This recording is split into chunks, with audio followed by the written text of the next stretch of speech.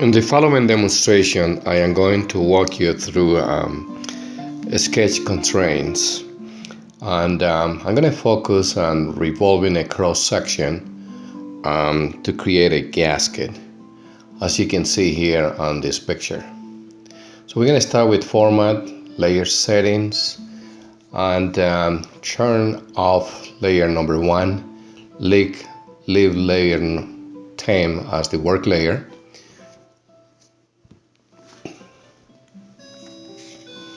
And coming here into Orient View and putting in the isometric view,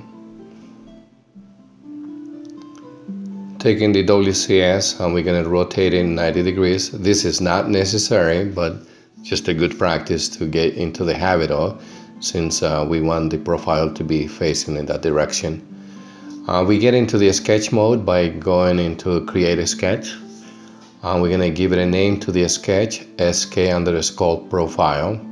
Anything that is meaningful is acceptable. We just go here and select OK. Go to the profile and under the sketch mode, I'm just going to create this silhouette here of this profile. It's just a small little profile, a small piece of geometry. And very quick, we just create these lines and move here into the arc creation by selecting the endpoint of the line, the endpoint of the other line, and just approximate there. And we are to do this because we don't want the arc to be tangent to the side lines, the vertical lines. We just create an arc. And we're just going to throw a line here, just an arbitrary line that we needed for the axis of the revolution later on. We have 33 constraints, and if we go under Show Remove Constraints, we realize that there is no constraints whatsoever. So if we go into Auto Constraints and be sure that we have the basic constraints, we can turn it on. Box in the geometry, and just hit OK. I'm going to zoom in a little bit in a larger image so we can visualize the vertical lines, horizontal, vertical, horizontal, vertical, horizontal. And then we have a line here which doesn't have no constraints really. So by doing this, we got down to 11 constraints. We're going to go into creating some dimensional constraints by leaving under linear dimensioning.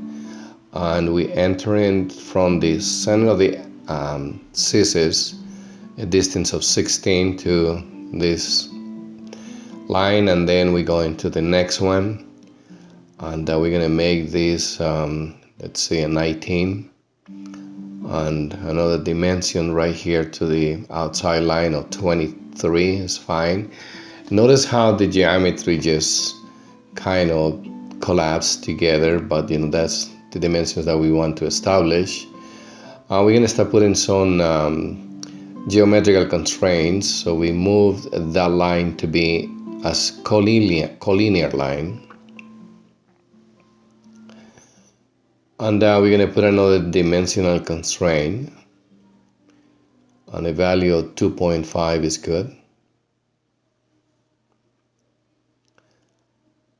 And let's see, we got to select the axis here to this line, and we're going to make this a 4.0, and we have 5 constraints to go, and they are all inferior constraints. We're going to put a radial dimension for this arc, and that it should be a 5.5. It's just a simple profile that we're creating here with some basic geometrical constraints and basic dimensional constraints. We're going to select the endpoint of that line, and we're going to make a point and curve. And since we can visualize from here, we're going to put that endpoint point and curve with this line here, so that establishes the height.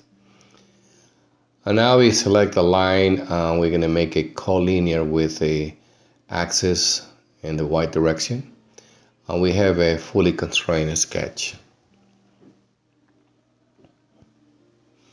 Right, we're going to zoom in, get closer, and taking this line that we do not need that to be extruded, so we're going to make that into a converted to reference because we're only using that for that dimension. And the center line that we're going to use for the revolution, we're going to turn that also into convert to reference because we need a line for reference, the revolution of the gasket. We still have a fully constrained sketch. We do a fit and rearrange the dimensions so they be organized for the next user for later on. We need to make modifications, so we got to position the dimensions in the right location. And notice how we have this vertical line, vertical dimensions, and we have horizontal dimensions. And the intention is to read a sketch all with horizontal dimensions. So I guess just select all the dimensions, but this is not going to work this way. What we need to do is see how these dimensions are at an angle and these are horizontal here. And what we got to do is go into settings and select under text. We see the orientation and the location. We go into orientation and see how this is at an angle. We select this little widget right here. We can put it horizontal, so yeah, that will give us all the dimensions horizontal. We read the dimensions as we read a book, all horizontal dimensions now. Now there is all the things that we can modify, that like the line arrow, the arrowhead, that can modify here, make it a little bit thicker for the arrowheads. And if we wish, we can change the arrow lines, the extension lines, tolerance, and so on. But we're not going to bother with that for right now. Just select close. And notice how the dimensions are all horizontal now. The other thing that we can do is we can take all the dimensions and box them and select here on the Part Navigator and select settings. This settings is different than the way that we do with MV3. And we have text height, that's where the sketch settings displayed. And we can modify the height of the text, see how it changes. So now we make it 4.5, a little bit larger. And we finish the sketch. We're going now to revolve, and under inferior curves, we select the curves from the cross section that we're going to use for the revolution. So you can see here now we're going to specify the vector. We're going to rotate along the white axis.